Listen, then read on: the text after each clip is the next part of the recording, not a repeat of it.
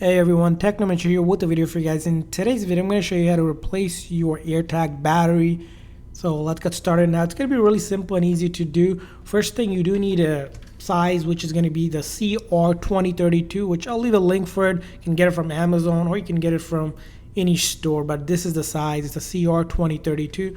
So first thing you want to do is take off this top cover. In order to take it off, it basically twists this counterclockwise, but when you press and hold on it, so take two of your thumb just like this and then place it. I usually go like this and then I just twist it and it will just pop off like this, just metal piece. And then you could take your fingers, or sometimes you may have to pry it a little bit once you twist it if it doesn't pop up easily. And you'll see there's a plus icon, and then the plus is one. The original one here seems like a Panasonic 32CR, but most of them will work. I have this generic one that I'm going to replace, so I'm just going to take this off, and you can just pop it out like this. It just falls.